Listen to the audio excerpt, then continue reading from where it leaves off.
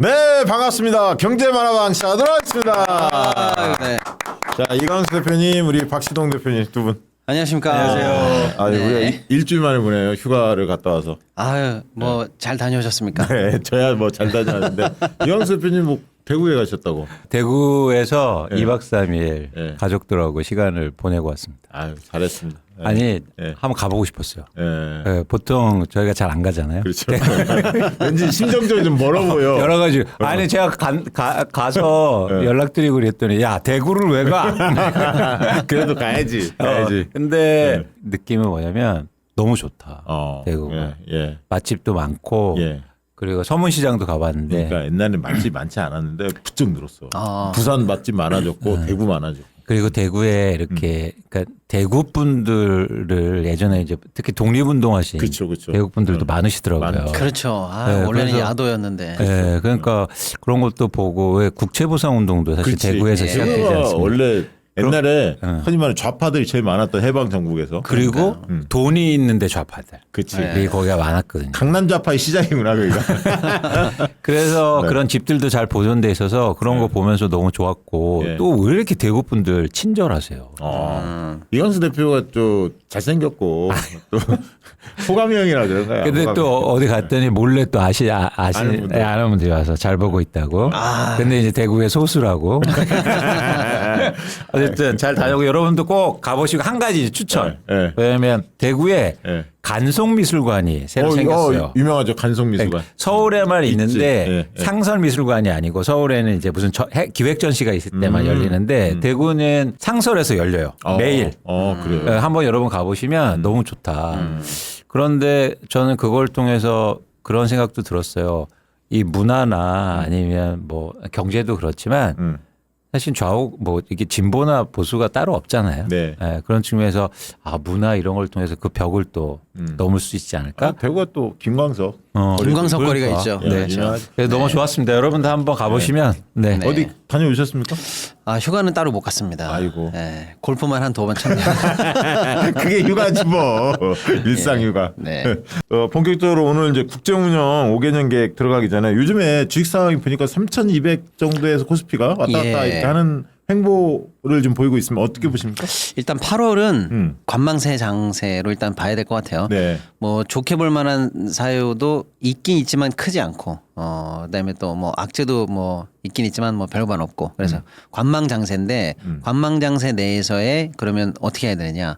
그러면 사실 종목 장세예요. 예. 그러니까 이제 대세 장세가 아니라 종목을 잘 골라야 한다. 예. 그리고 이제 실적 발표, 분기 실적 발표가 이제 거의 끝물이니까 네. 그거에 따라서 호재, 악재, 뭐 실적 어닝 서프라이즈 아닌 거 이렇게 일단 구별해 보시면 좋은데 시장이 아직은 그 확신을 조금 못하는 것 같아요. 그래서 호재가 난 종목을 봤어요. 그러니까 기존에 있던 코스피 종목 중에서 원래 예상치보다 더 실적이 좋았던 종목. 네네. 근데 예상치보다 더 실적이 안 좋았던 종목. 그래서 어닝 서프라이즈가 난 애들은 주식 올라간 포인트가 0.4. 제가 이제 갑자기 숫자 까먹었는데 그 정도예요. 예. 실적이 안 좋았던 종목은 떨어졌던 게 마이너스 2.9 평균이 그래요. 그러니까 지금 시장은 호재가 조금 덜 반영되고 악재가 조금 더 많이 반영되는 조금 신뢰가 조금 부족한 상황에서 약간 관망장세다 이렇게 봐야 되는데 네. 그래서 공매도 물량도 좀 쌓이고 있고 신용거래 비투도 조금 줄고 있고 예탁금도 조금 줄고 있고 그래서 약간은 8월은 휴가도 있고 하니까 네. 조금 조심스러운 장세다 이렇게 좀 보셔야 실적을 될것 같아요. 한눈에 예. 볼 수 있는 데가 있죠. 그럼요. 전체 실적을 각 종목별로 종목별로? 예. 예예예. 일일이 안 들어가도 볼수 일일이? 있죠. 일일이 들어가야 될 거예요. 각 종목 그 회사마다. 네네. 아, 그게 좀 번거롭구나. 그 서비스 해주는 데 없나? 뭐 예를 들면 네. 뭐 최근 일주일 실적 중에서 아. 딱 정리해서 누가 발표 딱 해줘. 이런 거 서비스 우리 저 이광수 대표님 회사 만들면 그런 서비스를 좀 해줘. 전반적으로 지금 상황 어떻게 보십니까? 그러니까 뭐 같은 관점인데 어쨌든 코스피나 한국의 주식시장이 가파르게 상승했으니까 네, 지금은 약간 관망하는 상황. 그러니까 여러분들이 최근의 상황을 보시면서 주가는 계속 오르는 거 아니야? 왜 이렇게 막 뜸해? 사실 그렇지는 않거든요. 그렇죠. 네. 큰 흐름으로 보면 많이 올랐죠. 그렇죠. 그래서 시간이 좀 필요한 상황이고 그리고 지금은 또 실적 발표 시즌이기 지난번에도 말씀드렸는데 이제 실적 시즌이기도 하기 때문에 이제 투자자들이 여기서 좀 숨고르게 하고 있다. 수급도 좀 그렇고 그런 상황이다라고 보고 있고요. 근데 절대 뭐 한국의 시장이 나빠지거나 이런 상황은 아니다. 외국인들은 어떻게 보고 있습니까? 지금? 외국인들은 계속 관심을 많이 갖고 있어요. 그런데 지금 미국이 조금 이렇게 매크로를 흔들고 있어서 네. 특히 하반기에 금리나 기대감이 굉장히 커지고 있잖아요. 네. 뭐 트럼프 발이기도 하고 어제도 금리가 많이 하락했는데 네. 이제 미국의 국채 금리가 4% 초반대로 떨어지고 있거든요. 네. 그러니까 사실은 그렇게 큰 흐름의 변화에서 한국의 주식 시장은 아직까지 막 뭐 비중이 크거나 이런 건 아니니까 조금 계속 관심 있게 보고 있는데 의미 있게 막 사거나 이런 상황은 아닙니다. 지난번에 그 주식 양도세 대주주 기준 네. 관련해서 이제 10억, 50억에서 10억으로 네. 이 부분 논란이 좀 컸잖아요. 맞습니다. 그래서 이제 국장을 막 떠나겠다 막 이런 분들 예, 상당히 예, 많았는데 예. 다시 좀 돌아왔나요? 어떻습니까? 아니요. 여전히 지켜보고 있는데 네. 지금 민주당에서는 지금 신임 정책위장이 당의 의견인 그래도 원래 50억이었으니까 네, 네. 그걸로 원복하자 라는 얘기를 일단 전달했다라는 얘기가 나왔거든요. 나왔죠. 대통령실에. 예, 그래서 시장이 그래도 조금 시장과 이 정치권이 그래도 소통한다. 그래서 이제 확 실망했다가 잠깐 지켜보자 이런 쪽으로 올라왔는데 근데 그게 결정이 돼야 하는구나. 조금 아쉬운 거는 강유정 대변인의 지난주 금요일 멘트였어요. 그래 멘트가 좀 그렇더라고요. 네, 그러니까 예를 들어서 당의 건의 잘 받았고 뭐 앞으로 뭐 정부 내에서 심사숙고해서 좋은 방향으로 결정되지 않을까 싶습니다. 뭐 예를 들면 이렇게만 해도 되는데 누가 봐도 아직 바뀐 건 없잖아요. 근데 바뀐 거 없는데요. 뭐 여기에 방점을 찍어서 굳이 그렇게 말을 해서 오전에 좀 올랐다가 오후에 다시 좀 빠지는 장세에 좀 기름을 좀 부었죠. 그래서 맞아요. 그런 정무적인 대응이 조금 아쉬워요. 네. 예. 알겠습니다. 자, 어제 발표가 됐죠. 우리가 이제 목요일 날 이 방송을 녹화를 하니까 어제 날짜 국정기획위원회에서 네. 국정운영 5개년 계획을 발표했는데 이게 굉장히 중요한 겁니다. 사실은 국정을 어떻게 끌고 가겠다. 그 중점 과제가 너무 이런 중요하죠. 거다. 네. 밝히는 자리잖아요. 맞습니다. 근데 이제 그걸 제시를 했고 국민들 의견도 좀 더 수렴해서 최종적으로 결정하겠다. 아까 약간의 여지는 있지만 큰 틀은 이미 정해진 거라고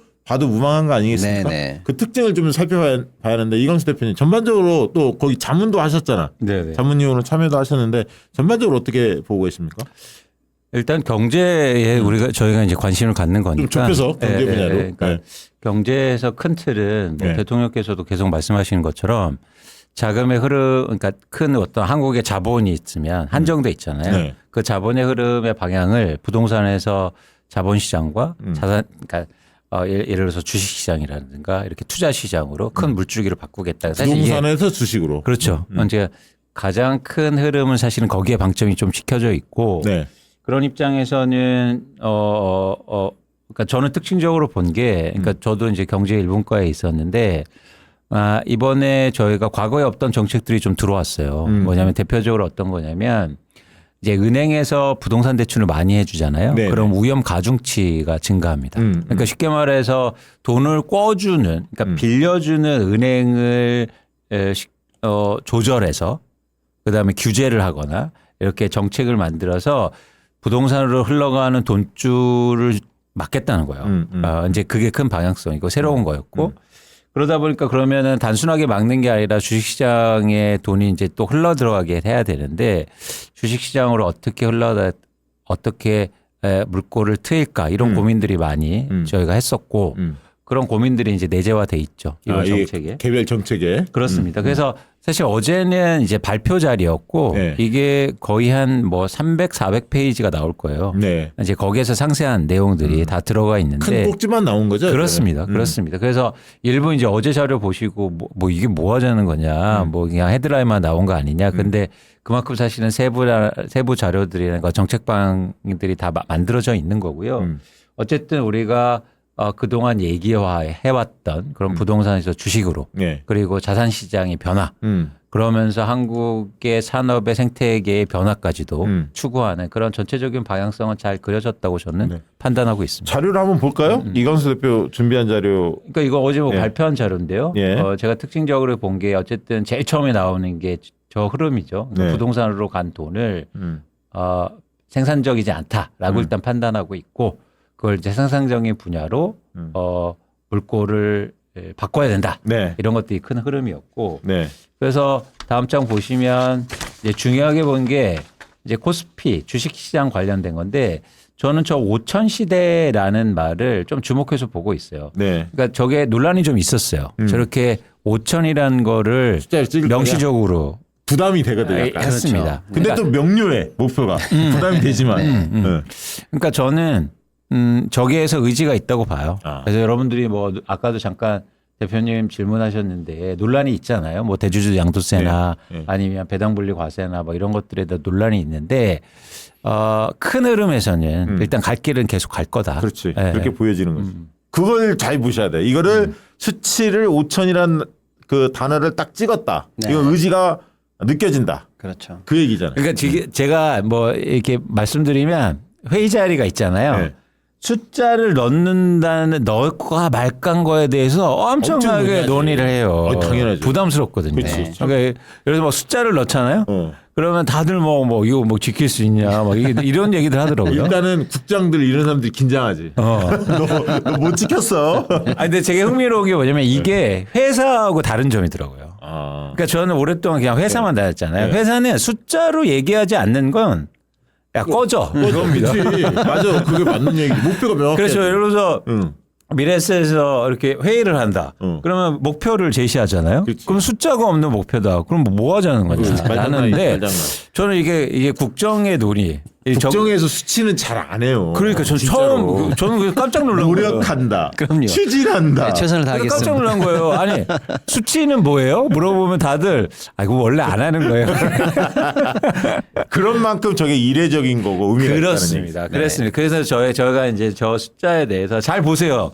숫자 들어간 게 있습니까? 유일한 거, 유일한 거.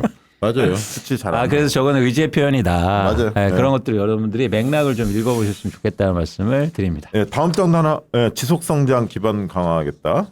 그 내용도 있죠. 그렇죠. 저기서 이제는 제가 또 아까도 말씀드린 것처럼 일종의 금융권에서 은행에서 이제 부동산을 흘러가는 그 돈줄을 막고 줄이겠다. 이런 정책을 명확하게 또 발표했고. 규제 합리화도 그렇습니다. 있고. 자, 네. 적극적인 재정, 공공혁신도 있는데 펀드 관련해서 조금 이따 살펴보고요. 네. 요 관련된 내용에 대해서 우리 박시동 평론가께서 좀 어제 발표된 내용 중에 중요한 부분도 네. 우리가 좀 상기한 내용도 좀 설명해 근데 주시죠. 너무 제가 볼 때는 중요한 겁니다. 여러분 이게 돈 버시려면요. 이거는 제가 볼 때는 불변의 진리입니다. 이게 선진국이고 후진국이고 상관없죠. 후진국은 더 크죠. 정부가 하자는 대로 해야 돼요. 왜냐하면 경제 주체 중에서 여러분 정부만큼 큰 주체가 없어요. 없지. 1년에 670조씩 써대는 거 맞아요. 힘과 권력과 돈과 인력과 뭘 다 갖고 있는 경제 주체가 이렇게 하겠다는 거예요. 그러면 삼성전자가 예를 들어서 저희 하반기에 뭐 미국 진출하겠습니다. 뭐 테슬라에서 앞으로 10년간 23조 수주했습니다. 이게 더 중요하겠어요? 저게 더 중요하겠어요? 저게 더 중요한 거예요. 예. 그렇지. 그러니까 네. 정확하게 보셔야 될 게 저기에 돈이 있다. 저거는 앞으로 5년간의 부자 지도다. 돈맥 지도다. 저는 이렇게 보셔야 된다는 거예요. 너무 중요한 겁니다. 네. 100번 1000번을 강조해도 지나치지 않고 경제 부분에서만 제가 쭉 뽑아오면은 일단은 레토릭이 저 표현이 중요한데 아까 우리 숫자 5천 늘 거냐 말 거냐 갖고 막 안 봐도 얼마나 많이 싸우셨겠어요.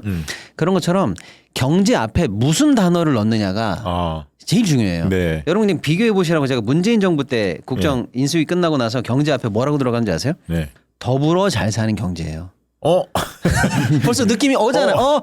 그거 이게 왠지 그냥 약간 수식어 같은 느낌이잖아. 잘 될 것 같지 않은 느낌이잖아요. 더불어. 함께. 약간 그런 경제 앞에 그게 들어갔다고요. 네, 더불어 정치는 많은데.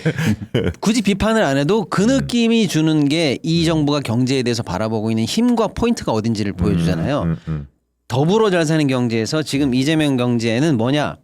세계를 이끄는 혁신 경제예요. 세 개를 넣었어. 예, 세 개. 두 단어가 중요합니다. 하나는 세계, 하나는 혁신. 혁신. 세계는 어쨌거나 글로벌리하게 수출하고 터져내겠다는 거잖아요. 세계. 그 다음에 혁신. 혁신이 중요하잖아요. 우리 선도형 예. 추격행이 아니라. 예. 그 다음에 여기도 다 경제 총 5대 국정 목표 중에 2개가 경제인데 또 하나는 모두가 잘 사는 균형. 그 다음에 균형 밑에도 성장이 붙었어요. 균형 성장. 예. 그러니까 그렇게 바뀌었더라고. 그러니까요. 국가 균형 발전 맞아요. 뭐 이거를 예. 균형 성장으로 바꿨더라고.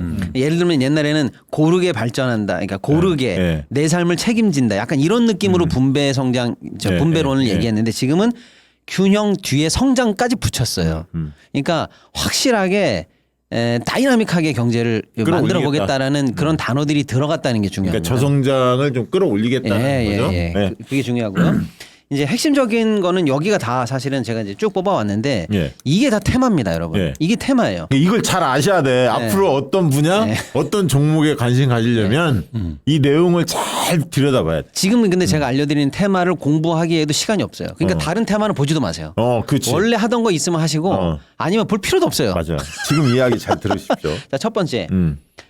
이건 중요도 말고 제가 그 보고서 보면서 앞순서대로 뽑아온 거예요. 첫째는 방산 경제가 들어갔어요. 그렇지. 방산이. 예, 근데 원래 국가인가 방산 사대? 맞습니다. 원래 방산은 블랙마켓이라서요.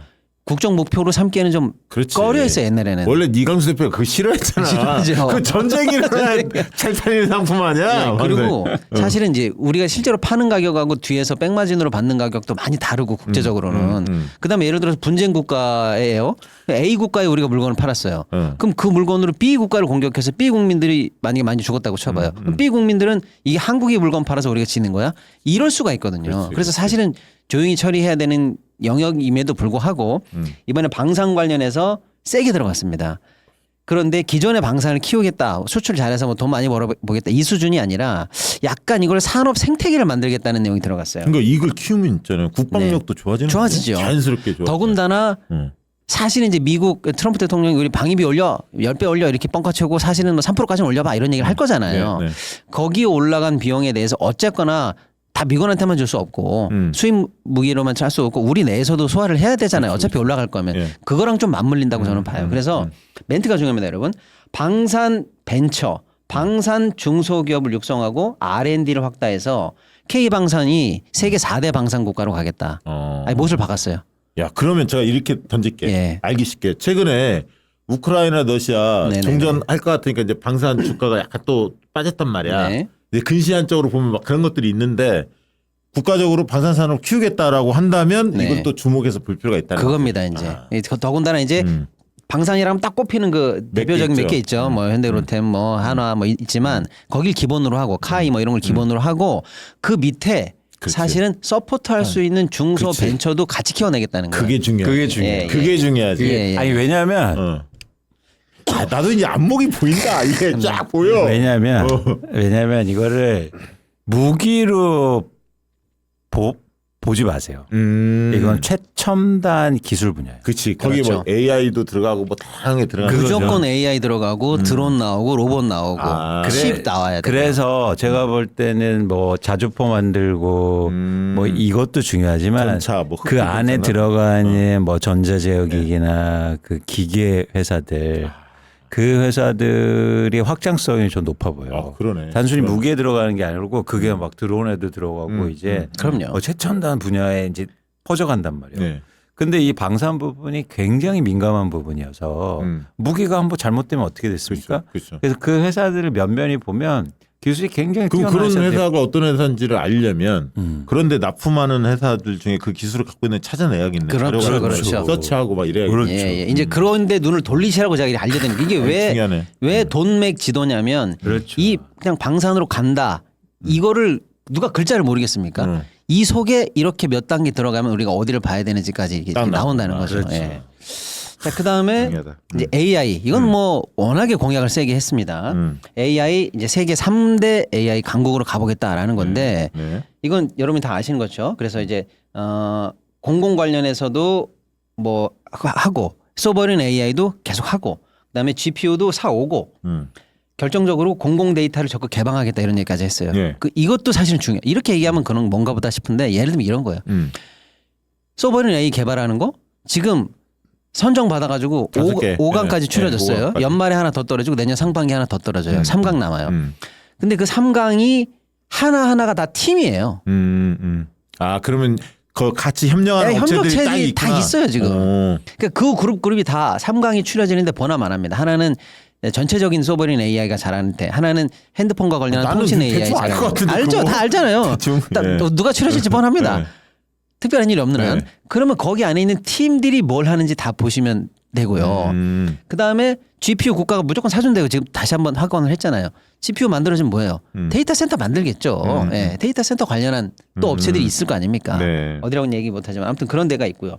그다음에 국가 관련해서 우리가 제대로 하려면 공공 데이터를 개방을 해서 지역 산업 그다음에 공공이 함께 된 AI 선두를 끌어가겠다는 거예요. 이게 너무 중요한 거예요. 왜냐하면 우리가 디지털 정보가 굉장히 앞서 있는 나라인데 문제는 자료가 안 나와요. 어디가 안 나오느냐. 사법 관련한 자료 안 나오죠. 판결문 하나 안 나오잖아요. 판결문만 오픈되잖아요. AI로 치면 난리 납니다. 이제는. 법조 시장 난리 나요. 네. 그다음에 의료 데이터가 우리 안 나와요. 어마어마한 데이터가 있음에도 불구하고. 근데 이걸 어떤 식으로 공공성을 가미하면서 풀어줄 건지는 몰라도 이거 풀리면 난리 납니다. 그러니까 여러분이 AI를 테마를 그냥 기술 뭐 네이버나 뭐 LG나 여기만 볼 게 아니고요. 의료가 풀리면 어떻게 될지.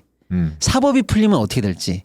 행정 서비스 AI가 풀리면 어떻게 될지. 이런 것까지 보기 시작하면은 볼 데가 엄청 많다는 거예요. 예. 그러네. 아니, 엄청 그럼 어디를 사야 돼? 아 많아요. 지금도 치면 나와요. 예, 그러니까 이제 근데 멘트가 정부가 공공 데이터 적극 개방이라는 멘트를 썼다는 게 중요해요. 제가 볼 때는. 이미 흔히 말하는 뭐 LG 네이버 뭐 많이 알려져 그건 당연히 맞는 거고. 들어갈 만한 데는 이미 맞는 많이 거고. 알려져 있고 예, 그 예. 밑에 그렇죠. 그 다음에 이제 바이오가 한 축이 들어갔어요. 바이오가 들어갔다는 게 중요합니다. 네. 예. 방산 AI 바이오가 들어갔고요. 그 다음에 이제 에너지 전환이 들어가면서 그렇지, 에너지. 고속도로가 들어갔는데 에너지 고속도로도 돈이 굉장히 많이 들거든요. 그렇죠. 그러니까 진짜 하긴 해야 되는데 진짜 할 수 있을까? 그 돈 낼까라고 했는데 제가 볼 때 아까 코스피 5천 시대가 숫자가 딱 들어간 것처럼 다른 거는 숫자가 안 들어갔는데 에너지에 숫자가 들어갔어요. 2030년까지 서해안 에너지 고속도로 완공이라고 써 있어요. 네, 네, 5년 남았어요. 네. 매년 몇 조씩 넣어야 돼. 새만금 속도 붙겠는데. 속도 없죠. 그러니까 이 에너지 고속도로는 서해안 도로는 어떻게 생겼냐면 무조건 호남에서 재생에너지를 만듭니다. 그렇지. 만드는데 좀 안 봐도 뻔하잖아요. 조력, 풍력, 태양광 누가 하겠어요? 네. 그 업체들 뻔해요. 알겠다 어딘지. 알죠? 네. 만들어요. 어떻게 해요? 보내야죠. 전선으로 보내야 될 거 아닙니까? 그러면 한전 안 봐도 뻔하잖아요. 아니 전선주가 또 있어요. 전선주 네. 따로. 그다음에 전선주. 종단에 가서는 어떻게 해야 돼요? 바뀌어야 됩니다. 변압시설. 변압으로 가야죠. 그다음에 종착지가 어디냐면 용인이에요. 그래요? 용인에 예. 뭐 있어? 경인 남동부 용인 반도체 클러스터로 떨어뜨려요. 이 전력이. 아 그래요? 예, R200 산단을 만든다는 이미 만들어지지만 터인에 예, 터인에 용인 반도체 클러스터를 그쪽에 R200 산단이 돼야지 수출이 될 거 아닙니까? 어쨌거나. 예. 그러니까 이 라인은 2030년까지 무조건 완공한다는 거예요. 그러니까 여기에서 시작부터 종말 단계까지 또 생태계별로 구간별로 미치는 다양한 이 프로젝트가 이제 나오는데 예. 예를 들어서 그 약간의 변동성은 있죠. 뭐냐면 이게 내륙으로 뚫고 올라갈 거냐. 그러면 이제 송전망 이런 게 이제 민원이 좀 많이 돼요. 그러니까 그걸 하지 말자. 차라리 이건 바다로 가자. 아니 바다에 심자 해저로 예. 한 번에 가서 해저로 수도권에서 쭉 올리자. 이런 뭐 다양한 방안은 있습니다만 어쨌거나 이거는 된다는 거예요. 숫자가 찍혔다는 거예요. 그다음에 2040년에는 U자형으로 전국 에너지 한반도 에너지 고속도로 완공. 이 에너지 분야만 예. 한 2시간 특강을 해도 들만 어마어마하죠. 그러니까 진짜. 지금 저희가 방산, AI, 에너지 이 세 개의 테마만 봐도 안에 각각 개별 테마들이 또 엄청 많다는 거예요. 자, 그다음에 이게 좀 새롭게 들어왔는데 농업 국가 전략 산업 육성이 들어왔어요. 농업. 예. 뭐 농업, 뭐 농촌의 뭐 기본권 어쩌고 뭐 이런 수준이 아니고요. 예. 이것도 국가 전략 산업 한다는 거예요. 이것도요 사실은 우리가 정말 농업이 후진적이에요. 그리고 사실 인구 고령화라든지 이런 걸 고려해 볼 때 지금 상태는 어차피 안 됩니다. 우리가 흔히 말하는 기업화하고 그렇죠. 첨단화 해야 돼. 어쩔 수 이게 없어요. 이제 농사, 예. 노농사 중심이고 또 굉장히 면적이 적잖아요. 네. 이렇게 대규모로 이렇게 양산할 수 있는 그게 안 돼 있거든. 그렇죠. 근데 거기에 AI 들어오고 물류와 이 도매 끝나는 데까지의 이 산업만 정상적으로 돌려도 지금 그렇잖아요. 21세기 대한민국에서 이게 말이 됩니까? 어떤 때는 풍장 나가지고 버리고 어떤 때는 흉장 나가지고 물가 엄청 뛰고 미국은요 몇십 년 전부터 이거 생산하면은 지금 어디서 몇 개 생산되는지 다 돼가지고 풍작 흉작이 안 나와요. 그렇지. 예. 품목별로 관리를 예, 해서 다 여기 되니까. 너무 많이 지으려면 여기 좀 줄이고. 뭐 블루베리가 잘 된데 그럼 다 하고 그렇지. 당근이 잘 해주거든. 이거 아니잖아요. 아무튼 이 농업 관련해서 정부가 관심을 갖기 시작했다는 게 볼 때 제가 볼 때 너무 반가운 게 왠지 아세요? 우리가 이렇게 후진적인 걸 왜 몰랐냐? 다 알죠.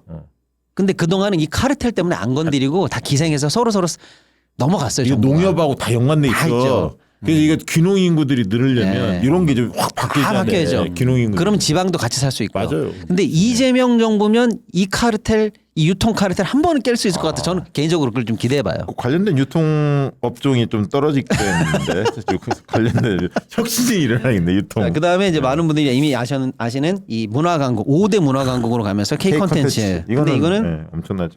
시장 규모를 300조까지 키우겠다. 글로벌리하게. 그리고 수출을 50조까지 키우겠다라고 했고 방한 관광객 3천만 명 달성하겠다 이런 거예요. 네.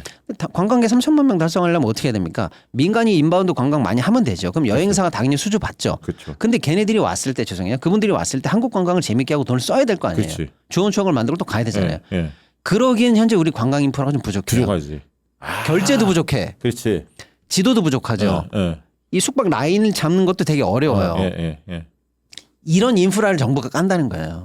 이렇게 보셔야 되는 거지. 그렇게 깔리면 그 위에서 상품 만들어서 파는 건 민간이 그러니까 하면 되는 거예요. 보통은 이렇게 생각하면 항상 무슨 뭐 신라 호텔이니 흔히 말하는 몇몇 그런 호텔 숙박 시설만 생각하는데 그게 아니라는 거지. 네네 맞습니다. 훨씬 더 다채롭게 계획이 수립될 수 있다. 그다음에 이제 플랫폼이 사실은 지금 세상 이렇게 경제를 다 지배하잖아요. 큰 플랫폼들이 딱 잡았는데, 근데 여기에는 성장이 안 들어갔어요. 저는 이것도 의미 있다고 봐요. 공정 상생의 플랫폼 생태계 구축이란 말이 들어갔어요. 더 키우겠다 말겠다 이런 얘기가 없어요. 너희는 공정이야. 부조리한 거 뜯어보시겠다. 상생이야. 갑질 그만하고 시장 잡은 거 가지고 쉽게 말하면 예를 들어 이런 거예요. 배민 이런 거 쉽게 말하면. 그렇지. 맞아. 구글 뭐 이런 거 예를 들어서 공공 앱들 다시 정비하고 이럴 거야. 공정과 상생으로 간다. 그거 했거든. 경기도 배달 앱 했거든. 그쪽으로 간다는 거고. 그다음에 이건 되게 작은 것 같지만 사실은 엄청 중요한 건데 한국형 증거 개시 제도를 도입하겠다는 거예요. 우리가 뭐 큰 기업을 상대로 소송을 할 때 안 되는 게 뭐냐면 해봐라. 바위에 돌치기지 계란치기지라고 하는데 소송 자료가 오픈이 안 돼서 그렇거든요. 근데 미국에 있는 제도예요. 판사가 딱 불러가지고 야 양쪽 다 증거 지금부터 다 오픈해. 서로 그냥 딱 까고 시작하는 거예요. 안 그러면 불리한 건 내지를 못해 서로. 그걸 하겠다는 거예요. 그러면 대기업이나 이런 쪽에 갑질 좀 막아주겠다 이런 거고요. 건설이랑도 관계가 계속 있는데 세종행정소 완성 및 2차 공공기관 이전 착수 착착착 계속 하겠대요. 이거는 건설업체들이 기대하는. 건설이나 어쨌거나 지방부동산이나 연관돼서 볼 여지가 있는 거고요. 그다음에 이제 국가 재정 관련해서는 이것도 큰데요. 국세와 지방세 비율을 7대 3으로 조정하겠대요. 이건 잘한 겁니다. 그럼 중앙정부 기재부 애들이 잡고 있던 카르텔을 그렇죠. 놔주는 거예요. 그렇죠. 사실은 지금 국세 엄청 받아서 거꾸로 걔네들이 지방 교부세를 내려주는데 뭐로 그렇게 하느냐. 아니 지방세로 돌려라. 이게 원래 8대 2에서 조금씩 문재인 정부 때부터 노력해서 25% 정도까지 됐거든. 75대 25. 이거를 7대 3까지 더 내리겠다. 그다음에 이제 그 노동 관련해서는 산업재해 지금 대통령이 제일 관심 있는 거잖아요. 그렇죠. 이거 확실하게 국가 책임지겠다 이런 거고 노랑봉투법이라든지 동일임금, 동일노동 요거는 좀 확실하게 하겠다 이런 얘기가 좀 들어갔고 어쨌거나 이런 큰 사업들을 하려고 봤더니 지금 현재 추산으로는 5년간 210조 정도는 추가적으로 필요한다라는 얘기인데 이게 좀 문제가 돼요. 아무리 그 5년이라고 그래도 5로 나누면 1년에 40조거든요. 지금 40조 어쨌거나 예산 순증이 안 돼요. 그러니까 세출 뭐 개혁하고 뭘 해도 어쨌거나 일정의 증세 내지는 국채 발행이라든지 이런 건 좀 필요하지 않을까. 필요하고 이거는 성장력 끌어올리고 피할 수 없을 것 같아요. 그러면 그건 감수하겠다라고 이재명 대통령께서 밝혔지. 있는 재원만 가지고는 불가능하다. 자, 광고하고 오늘 진짜 중요한 얘기 있어. 뭐냐면 아까 방산, AI 그리고 그러니까 바이오, AI 중에서 바이오, 에너지. AI 그다음에 농업, 그다음에 K 컨텐츠, 그다음에 뭐 건설업 뭐 이런 얘기 쭉 했어요. 지금 전반적으로 쭉 했는데 각각에 대해서 대충은 알고는 있을 텐데 뭘 봐야 돼? 큰 것만 보였는데 그동안 큰 것만 보면 안 된다. 그 밑에 팀들이 구성되어 있고 거기에 함께하는 부품업체나 이런 것들이 오히려 잘 될 가능성이 있다. 그 얘기를 하신 거고 그 부분들 자료 찾으려면 뭘 찾아야 합니까? 지금 그 궁금증이 많은 것 같아. 이제 알겠어. 이해가 돼. 근데 이제 막 서치해야 하잖아. 근데 그 팁을 한번 주시죠. 어떤 걸 못 찾아야 돼요? 보통 이런 걸 이해하려면. 그거는 이제 오늘은 답이 없고 그러니까 예를 들어서 K 엔터를 봐라. 그럼 알겠다까지는 좋고 그럼 예를 들어서 이제 이해하기 쉽게 말씀드리면 그러면 SM은 봐야 되고 하이브도 봐야 되고 그건 이미 알고 있고 JYP도 봐야 되잖아요. 그러면 한 번 더 들어가면은 SM에는 뭐 에스파가 있고 뭐 이런 식으로 더 파다 보면은 보인다니까요. 파다 보면 나중에 섹터별로 한번 한번 다음 주에 유망 이 정부 수혜 유망 이렇게 합시다. 다다음 주부터는 분야별로 있잖아. 분야별로 조금 더 깊게 들어가는 거 시리즈로 한번 가자고. 바이오한 조금 깊게. 근데 이 말씀을 드릴까 말까 약간 고민하다가 일단 제가 드리고 싶은 말씀이 있냐면, 그러니까 어쨌든 큰 국정 방향, 그러니까 5년간 국정 방향이 나왔잖아요. 근데 이걸 받았을 때 결국엔 액션은 행정부가 한단 말이죠. 그렇죠. 대통령실이 하고 결국엔 이재명 대통령께서 어떻게 방향성을 잡느냐인데 저는 방향성을 잘 읽을 필요가 있다고 봐요. 그러니까 뭐냐면 이재명 대통령의 그동안의 스타일을 잘 볼 필요가 있죠. 그건 뭐냐면 거대 담론을 얘기하지 않아요. 그러니까 이거는 큰 그림을 그려준 거예요. 야, 이걸 받아들였을 때 이제는 액션 플랜이에요. 작은 것부터 시작한다. 이재명 대통령의 특징이죠. 그게. 그래서 그걸로 성과를 보여준다. 그렇지. 그래서 우리는 이제부터 작은 걸 보는 겁니다. 그러니까 막 크게 막 에너지 고속도로 이걸 보는 게 아니라 그 안에서 작게 어떤 성취들이 이루어질 건지. 그래서 저는 작은 회사들에 관심이 많아요. 네. 조그만 회사들. 그게 이제 대박치면 몇 배지. 그렇죠. 되게. 그렇죠. 네. 그러니까 예를 들어서 아까처럼 뭐 방산을 한다, AI를 한다, 바이오를 한다. 그럼 예를 들어서 관광객이 온다.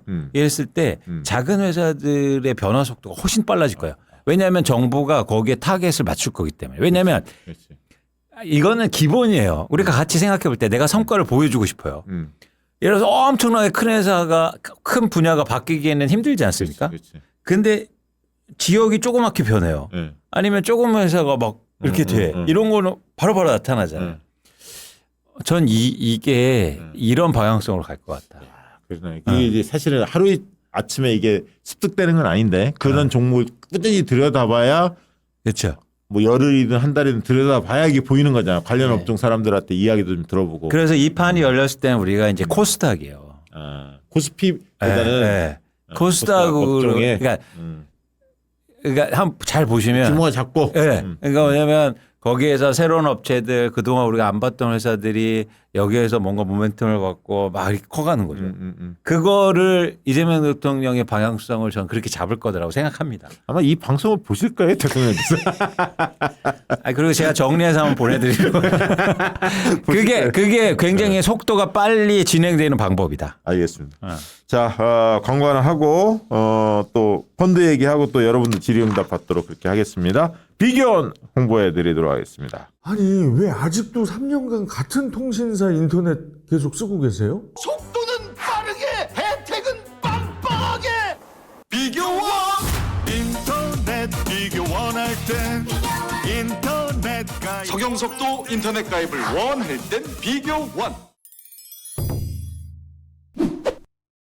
자, 무조건 써야 하는 인터넷, 휴대폰, 또 정수기 렌탈 있죠. 근데 의외로 이게 매월 나가는 요금이 만만치 않습니다. 부담됩니다. 이런 분들의 부담을 줄이기 위해서 비교원에서 최대 128만 원 혜택을 받으실 수 있는 상품 마련해 있습니다. 인터넷 TV 신규 가입 시에 최대 48만 원, 휴대폰 구입 시에는 최대 50만 원, 정수기 렌탈 시 최대 30만 원, 인터넷 가입과 동시에 알뜰폰 또는 휴대폰 새로 장만 없이 현재 쓰고 있는 휴대폰 그대로 쓰시더라도 통신사만 변경하면 최대 30만 원까지 혜택을 돌려드립니다. 비교원 23년 동안 현금 사은품 누적 983억 이상 누적 가입자 60만 명에 달하는 큰 업체입니다. 서울보증보험 8억 이상 보험에 가입되어 있고요. 개인정보 보안도 철저해서 한 건의 보안 사고도 지금까지 없었다고 합니다. 어차피 인터넷 모든 회사가 비슷합니다. 그러니까 혜택이 많은 곳을 선택하시면 되는데요. 비교원에서는 지원금이 타사보다 적다면 차액의 150%까지 보장해드리는 비교원 보장제를 실시하고 있습니다. 만약 현금 사은품 혜택을 원하지 않을 경우에는 55인치 삼성 TV로 선택해서 받으실 수가 있습니다. 지금 1670-2571 전화 주시거나 네이버에 비교원 검색하시고 상담 신청해 주시기 바랍니다. 광고 하나 더 하고 펀드 이야기 들어가 볼게요. 광주김치 지난번에 한번 했는데 이거 반응이 아주 뜨겁습니다. 광주 김치몰이라고 있어요. 광주에 김치몰. 예. 광주광역시가 시행하고 위탁을 통해 운영 중인 이 쇼핑몰이거든요. 광주 김치몰이. 그러니까 전라도 김치 전문 쇼핑몰인데 전라도의 김치 명인들, 명가들 그 명가들이 만든 맛깔스러운 김치를 아주 합리적인 가격으로 판매 중인 쇼핑몰이 바로 전라도 김치 전문 쇼핑몰 광주 김치몰입니다. 대통령상 수상했던 역대 김치 명인들이 특별한 김치를 만들었다고 하니까요. 만나보실 수가 있습니다. 다양한 김치를 선보인 김치 명가들은 까다로운 해썹 인증은 물론이고요. 더더욱 까다롭다는 전통 식품 인증을 모두 획득한 기업들만 모아놓았습니다. 확실하게 믿고 드실 수 있다고 합니다. 여름맞이를 해서 세일을 하고 있는데 30% 할인전을 지금 진행 중에 있다고 합니다. 놓치지 마시고 이번 기회에 전라도 김치 합리적인 가격 무료 배송으로 꼭 만나보시기 바랍니다. 슬슬 바닥이 보이는 엄마의 김치. 엄마한테 주로 받죠, 사실. 광주 김치몰에서 보내드릴게요. 올해는 김장철 때 되게 어머님한테 시골에 있는 어머님들 힘드신데 김장철 김치 많이 받잖아요. 그러지 마시고 여기 광주 김치몰 이용하시면 효녀가 됩니다. 네. 어머님들 고생시키지 마시고 맛깔스러운 광주 김치 맛보시기 바랍니다. 광주 김치몰을 검색하시거나 아래에 더보기 링크를 따라서 만나보시면 됩니다. 여름맞이 쿨한 세일을 지금 진행 중에 있다고 합니다. 김치는 광주 김치. 네. 맛있습니다. 사실 맛있습니다. 그리고 여기가 그냥 일반인들이 하는 게 아니라 그 명가들 명인들만의 김치를 모아놓은 거예요. 여러 기업들이. 그래서 광주시가 이걸 시행하고 위탁을 하고 있다고 해요. 광주 김치몰은. 그래서 전라도 김치 전문 쇼핑몰입니다. 광주 김치 꼭 한번 검색해 보시고 많은 분들 구입하시고 특히 한 11월부터는 대개는 저거 하잖아요. 김자김치 하는데 저희도 김장하죠. 김장하거든. 네. 주문해서 근데 여기로 바꿔야겠어. 광주 김치로. 김장을 안 하시고? 네. 시골에서 아는 분 통해서 이렇게 늘 받아서 좋다. 지급해서 하는데 전주김치 우리 고향에서 맛보는데 광주김치도 한번 맛봐야 할 것 같아요. 저희도 그래야겠다. 이게 전라도 김치가 젓갈이 많이 들어가죠. 젓갈이 많이 들어가죠. 근데 그것도 물김치 뭐 총각김치 그다음에 저거 뭐죠? 갓김치 뭐 여러 종류가 있잖아요. 네. 저는 사실 개인적으로 백김치 좋아하거든. 백김치하고 저 뭐지 그 갓김치 예. 그런 거 좋아. 여수 갓김치 갓김치 최고죠. 예. 저는 총각김치. 꼬들빼기도 맛있고. 저는 총각김치. 총각 다니면서 왜 총각김치 좋아해? 총각김치 라면 먹으면 진짜 맛있어. 맞아요.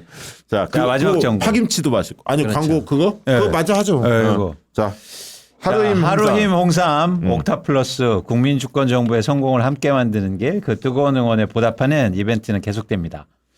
청취자 여러분 8월 15일이 오늘이 수능 D-90일인 거 아십니까? 벌써 그렇게 됐네요. 남은 3달이 대학을 좌우합니다. 다들 영양제 고민 많으시죠? 비타민은 부족한 영양소만 보충합니다. 즉 체력과 기력, 힘을 더하지는 못합니다. 그래서 지친 체력을 위해 홍삼, 녹용, 한약 먹이고 싶은 부모님들이 많습니다. 하루힘 홍삼은 한국인이 좋아하는 보약, 홍삼, 녹용, 침약이 든 공진당 컨셉입니다. 원기 회복에 좋은 홍삼, 녹용, 침약의 중년들 지구력 성분, 옥타코사놀, 에너지 원료, 비타민 B군, 면역력 성분, 아연, 태아닌까지 들었습니다. 홍삼은 하루 6mg, 시각처 기준 2배, 침약, 녹용도 16mg, 옥타코사놀 20mg, 고함량 복합 영양제입니다. 체력이 고민이시면 현재 비타민에 더해서 함께 먹여도 좋습니다. 하루힘 홍삼은 한약 냄새 싫어하는 분들을 위해 작은 알약으로 탄생했습니다. 식약처에서 두뇌 혈류 개선에 의한 기억력 개선, 면역력, 체력, 지구력 개선을 인정받아 기억력 걱정하시는 부모님 선물로 딱 좋습니다. 이제는 엑기스 홍삼 대신 홍삼 녹용 먹는 방법을 바꿔보세요. 냄새 없이 먹기 쉬워 직장인, 아빠, 여름 타시는 부모님, 특히 수험생 자녀에게 강추합니다. 가격은 홍삼, 녹용, 침약이 든 보약의 10분의 1, 6개 구매 시 32,000원, 11개 구매 시 26,000원 꼴입니다. 2개 이상 구매하시는 분들께 고급스러운 선물용 쇼핑백도 드립니다. 쇼핑백 2개가 딱 맞춰 들어가네요. 지금 55% 할인에 구매평에 박시영TV 적어주신 분들께 3,000포인트 드립니다. 구매 방법 유튜브 더보기 고정 댓글 링크를 클릭하시거나 네이버 쿠팡에서 하루힘 홍삼을 검색해 주세요. 야, 이완수 대표는 또 광고도 잘하세요. 그런가요? 그거 이거 주신다요. 이게 2개가 딱 들어가는. 네네. 이거 네. 굉장히 탄탄하죠. 오, 그렇네요. 그렇네요. 보통 청소년들 같은 경우에 네. 가끔 부모님들 애들 보약도 막 지어주고 그렇잖아요. 그렇죠. 힘 딸리고 막 네, 이러면. 네, 근데 네. 이게 사실 기억력, 면역력, 지구력 이런 거가 다 좋아지는 그런 제품이에요. 그래서 보약 짓는 것도 중요하겠지만 이런 제품 진짜 아이들한테 먹도록 하는 것도 굉장히 좋아 보여요. 네. 그렇잖아요. 피로 개선, 면역력 증진, 기억력, 지구력 증진에 도움이 된다고 하니까요. 홍삼, 옥타코사놀 함유 유지, 아연, 비타민 B 뭐 이런 게 들어가 있네요. 몸에 좋은 건 다 들어가 있네요. 네. 네. 그리고 여기 제가 그때 얘기했지만 건강기능식품 전문 제조원이 노바렉스입니다. 네, 그 눈여겨봤습니다. 이제 이런 게 다 눈에 들어와. 안 먹을 수가 없네. 안 먹을 수가 없어. 노바렉스. 예. 잘 나가죠. 네. 자, 펀드에 관심을 좀 가져야 한다고 해서 이관수 대표가 자료를 좀 준비했는데 그거 한번 좀 띄워주시겠습니까? 펀드에 관심을 가져야 한다. 자, 그러니까 이게 좀 작아서 안 보시는 분들 계시겠지만 어쨌든 여러분들이 주식 투자하는 방식은 직접 투자도 있고 그리고 간접 투자가 있죠. 간접 투자 방식은 ETF 방식이 있고 또 하나는 이렇게 펀드에 가입하시는 게 있어요. 근데 그러니까 직접 투자 방식은 여러분들이 주식을 투자하고 주식 시장을 이해하는데 물론 도움이 되는 방식이긴 하지만 그러니까 처음 투자하시고 잘 이렇게 투자하는 방식에 대해서 잘 모르시면 힘들 수도 있거든요. 맞아요. 네, 주식 종목. 그러면 저는 펀드에 가입하는 것도 나쁘지 않다. 특히 주식 시장이 이렇게 예를 들어서 좀 한국의 주식시장 전체가 상승하는 국면 그리고 그런 게 전망되는 상황 속에서는 좋은 펀드들이 굉장히 많거든요. 그렇군요. 그래서 그런 펀드들을 진짜 잘 많네. 골라서 근데 이게 보시는 게 6개월 수익률이요. 이게 거의 한 40개 정도 되는 것 같은데? 그러니까 수익률 좋은 것만, 이제 골라냈는데 잘 보시면 뭐 이거를 제가 추천드리는 게 아니고 흥국 자산운용이 1등을 했네요. 현재 6개월. 6개월 기준으로. 6개월 기준으로. 그러니까 제가 뭐 에셋 플러스 자산운용 두 번째가 에셋. 흥국자산하고 뭐 이런 회사들하고 전혀 상관없습니다. 저하고는 그냥 통계적으로만 보여드리는 건데. 미래에셋 자산운용은 참고로 중간 정도 된다. 그래서 6개월 동안도 저렇게 훌륭한 수익을 내는 이제는 펀드들이 있으니까 혹시 내가 직접 투자하고. 근데 이게 그러면 이게 어쨌든 실력이잖아요. 그거 아닙니까? 물론 그 전에 더 잘했던 데도 있고 순위가 막 바뀌겠지만 그럼 이런 걸 투자사 입장에서는 네. 이걸 가지고 뭐 평가하는 거 아닙니까? 그럼요. 직원들 평가하는 거잖아요. 그럼요. 네. 수익률이 좋으면 또 하나 어떤 현상이 일어나냐면 자금이 이제 유입되는 것도 많아지고. 그렇지. 그쪽으로 많이 쏠리겠지. 네. 그럼 회사가 커지고. 그렇죠. 그러네. 그래서 수익률은 사실 절대적으로 중요한데 저는 여러분들이 간접 투자, 특히 펀드에 대해서 관심을 가지시는 게 나쁘지 않다. 좋아 보이는데. 네. 개별 종목에 자신이 없은 경우에는 그렇죠. 그래서 뭐 ETF도 있지만 어쨌든 펀드에 들어가면 또 유능한 매니저들이 잘 이렇게 운영해 줄 수 있으니까 그래서 다음 장에 보시면 여러분들이 개별적으로 어떤 펀드가 있고 수익률이 얼마나 된다? 그러면 여기를 들어가셔서 조사해 보실 수도 있어요. 근데 이제 펀드가 그동안 욕을 많이 먹었던 게 수수료는 받고 수익률은 안 좋다. 뭐 이런 욕을 많이 받았거든요. 그랬구나. 그런데 어쨌든 한국의 주식시장이 상승할 수 있고 그런 상황 속에서도 이제 실력 있는 그런 펀드 매니저나 펀드들이 있으니까. 그러니까 상승장에서는 괜찮을 것 같은데. 그러니까요. 이게 대세 상승장에서 펀드가. 네. 그래서 아까 보시면 굉장히 좋은 66.58이야 흥국자산운용이. 아니 그리고 중간중간에 보니까 40 몇 %는 굉장히 많은데. 네. 그리고 또 하나 뭐가 있냐면 이제 저도 애널리스트 일했지만 이 펀드를 운영하는 게 이제 펀드 매니저들이 있잖아요. 예, 예. 그래서 펀드 매니저들이 이런 어떤 분석이라든지 정보가 가장 근접해 있어요. 얘네는 몇 프로나 뛰어요? 펀드 들어가면 보통? 그러니까 그게 이제 다음 장에 한번 보시면 예. 그래서 이제 펀드를 고르실 때 이제 고려하실 측면이 있는데 뭐 펀드 매니저가 얼마나 이제 경험이 있는지 이런 것도 여러분들이 다 조회하실 수 있거든요. 성과라든지. 근데 저기 보시면 이제 뭐 수수료가 있어요. 있네요. 그래서 성과 보수라든지 운영 보수라든지 이런 것들 다 합해 봐야 되는데 뭐 보통 한 뭐 1% 미만 이 정도인데 어쨌든 좀 부담스러울 수 있죠. 예. 그런데 그만큼 성과를 잘 내면 사실은 그 정도 수수료는 충분히 감안할 수 있지 않을까 저는 생각합니다. 알겠습니다. 펀드도 많은 관심 부탁드리고요. 오늘 좋은 정보네 이것도 좀 한번 검색을 해서 쭉 순위가 6개월 펀드 수익 순위가 나와 있으니까 그것도 참고하시고요. 좋은 펀드 고르는 방법 내용도 꼼꼼히 한번 살펴보시기 바랍니다. 질의응답 받는 시간 갖도록 하겠습니다. 위에 쭉 올려주시겠습니까? 아까 뭐 슈퍼챗 보내주신 분들도 몇 분 계시던데 이런 분들 반갑습니다. YG 월드리님 슈퍼챗 고맙고요. 그 다음에 박환성님 청년농부 저분 지난번 우리 쌈 보내준 그분 아닌가? 맞습니다. 대표님과 회원님들의 관심에 감사드립니다. 여기 너무 쌈 맛있었잖아. 그때 네, 최고였죠. 수원에 계신 분. 좀 여기 다르더라고요. 여기 진짜 많이 이용했으면 좋겠어. 너무 좋더라. 청년농부. 비 피해 조심하시. 다시 무더위가 온다는데 건강 잘 챙기시라고. 그 다음에 LOJILE님 항상 좋은 정보 감사하다고. 라이브 방송 처음이라고 기념으로 슈퍼챗 써봤다고. 고맙습니다. 애기 똥풀님 50대 후반 회사원입니다. 매일 퇴근해서 저녁 먹으면 무기력하게 게임이나 하면서 지내는데 요새는 점심시간도 퇴근 후 잠자기 전까지 너무 바빠요. 생활에 활력도 넘치고 잼통의 나라에서 너무 행복하게 3분 넘는 그러니까 이분은 이제 주식도 하고 네. 뉴스 뉴스 이런 게 하루하루가 재밌잖아요. 좀 김건희 들어가고 막 이랬잖아. 신나잖아.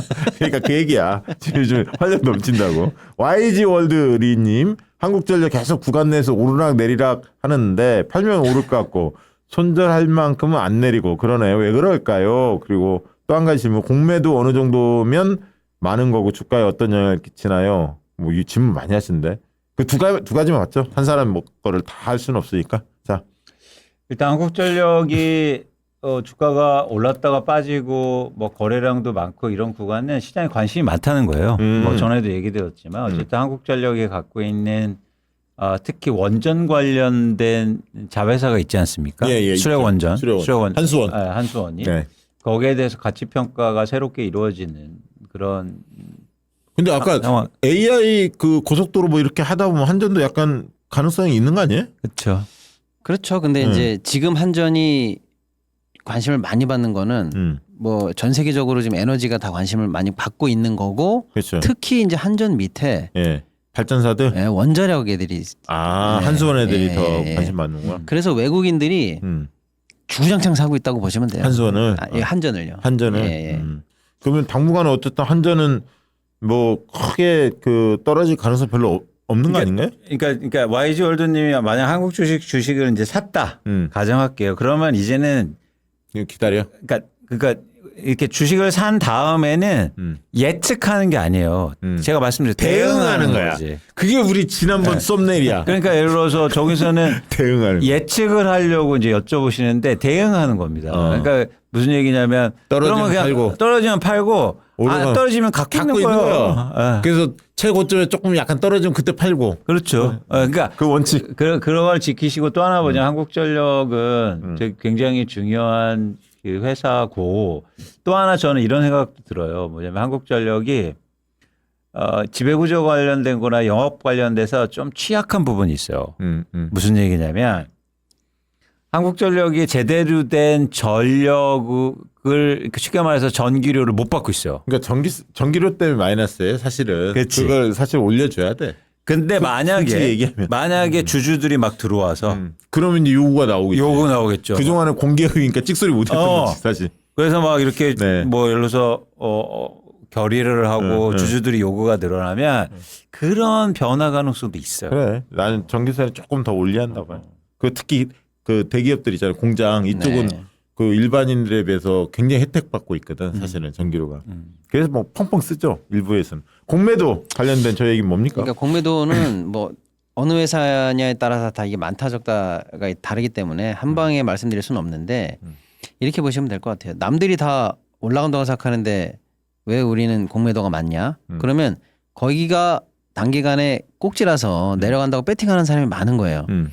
그러면 이제 올라간다는 전망과 내려간다는 전망이 부딪히는 거잖아요.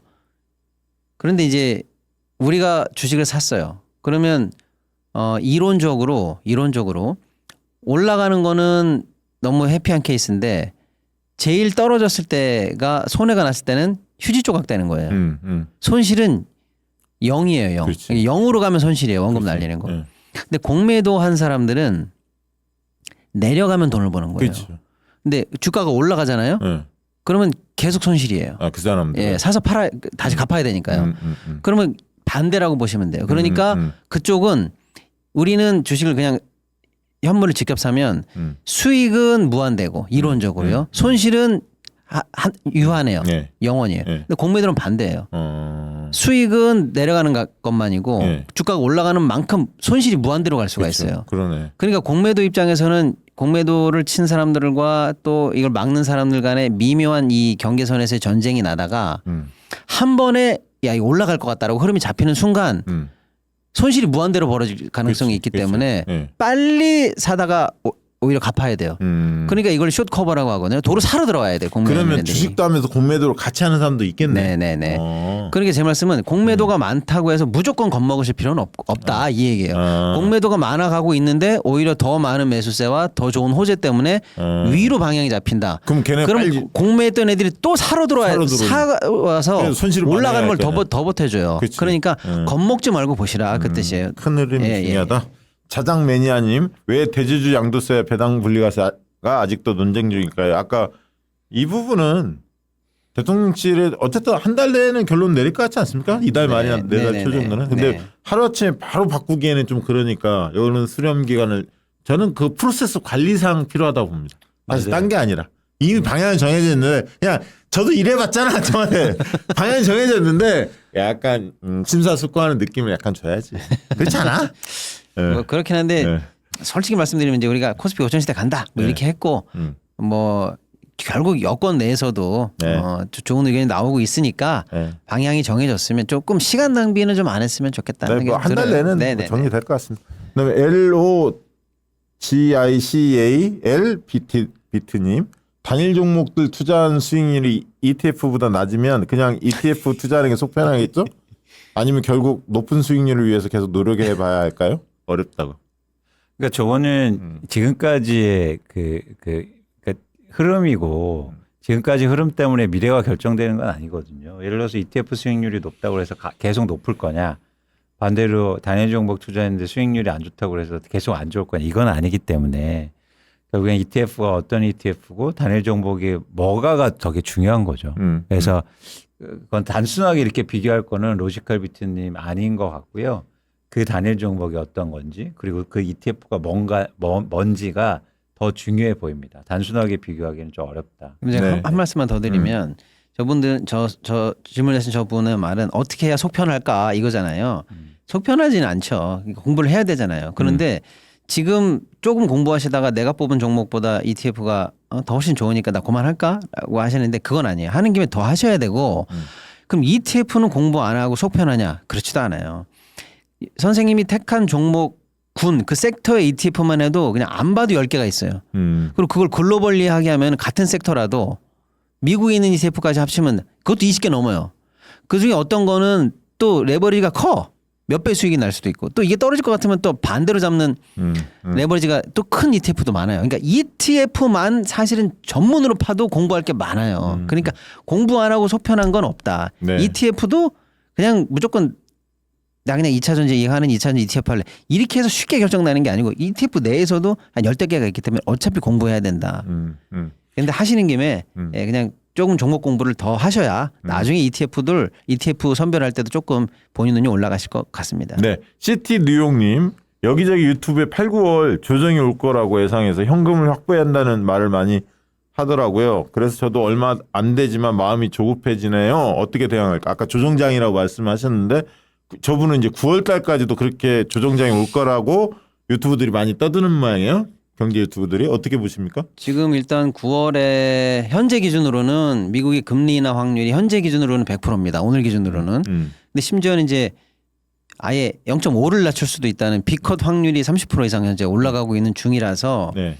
금리가 내려지면 미국이 더 좋아지죠. 네. 예를 들어서 자금도 현재로 보면은 증시로 많이 갈 것 같고 그러면 상대적으로 우리 수익률보다 미국 수익률이 좋은 거 아니야? 라고 해서 굳이 미국에서 탈미국해서 아시아나 이쪽으로 가려고 했던 외국인들의 수급도 혹시 영향이 있지 않을까. 물론 이제 그 정도로 영향받는 수급은 아닙니다만 그런 영향. 또 우리도 국장으로 돌아오려고 했다가 지금 미국이 대세인가 봐. 이러고 다시 가려는 분들도 계실 수도 있고 이렇게 좀 그다음에 이제 지금 비트코인하고 이더리움이 같이 뜨고 있어요. 특히 이더리움이 지금 한 달에 50% 이상 올라가면서 그래요? 야 이제 알트코인도 올라가는가벼 약간 이렇게 하고 좀 젊은 분들이 그건 또 민감한 분들이 네. 주식보다 지금은 코인인가 봐 또 이런 분들은 계시기 때문에 네.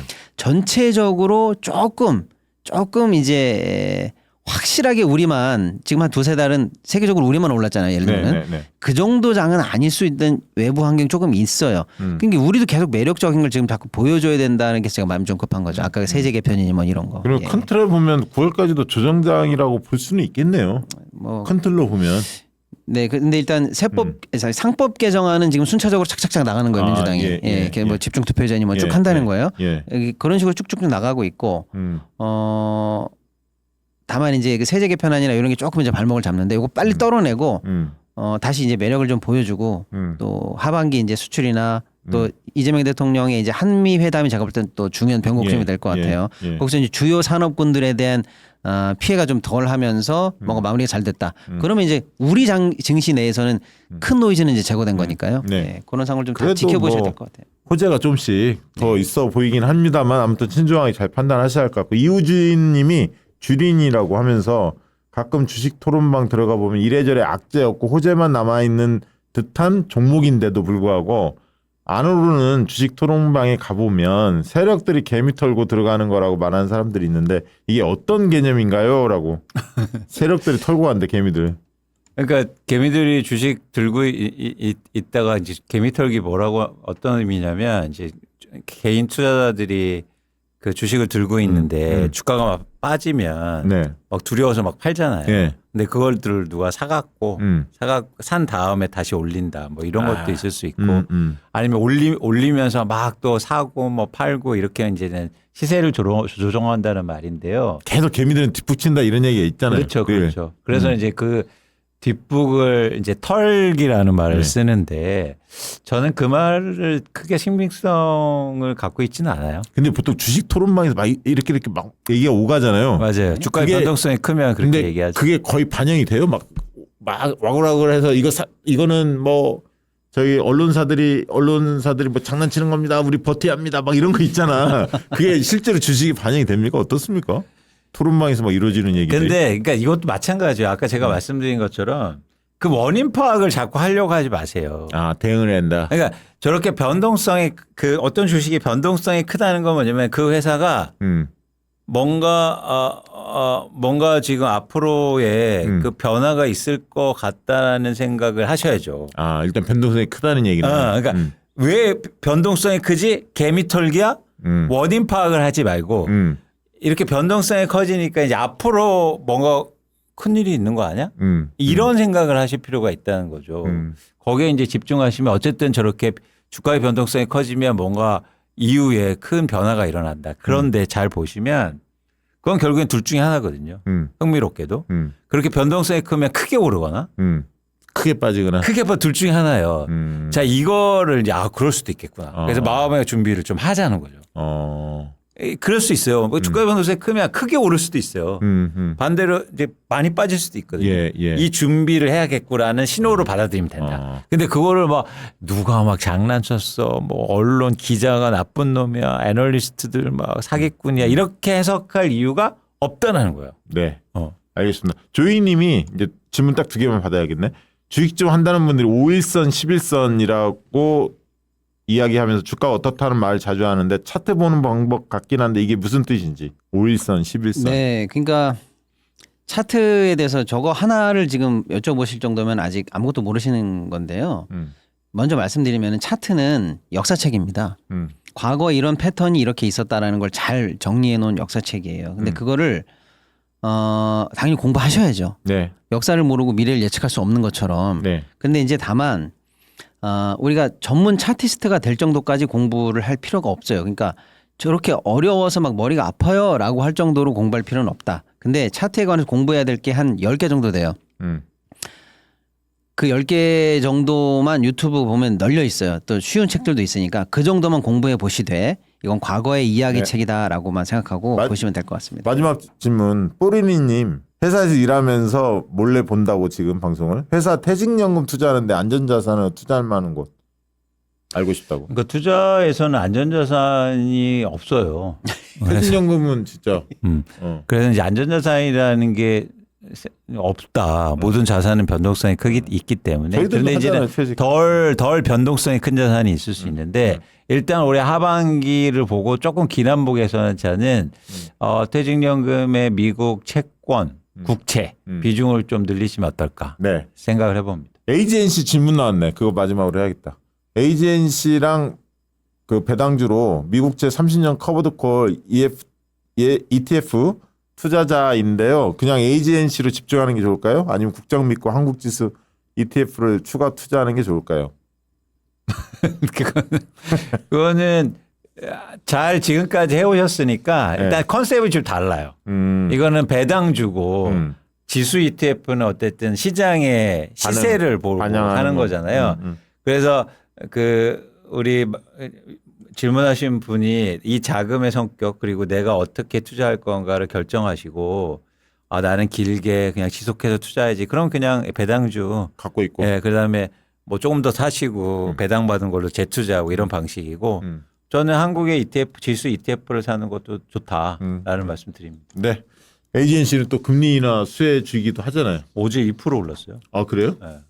내가 그걸 또 기억하고 있다니까. 보고 있나 고현준. 자 오늘 방송은 이것으로 또 마치도록 하겠습니다. 고맙습니다. 감사합니다. 양질의 상품을 착한 가격에 박시영TV.com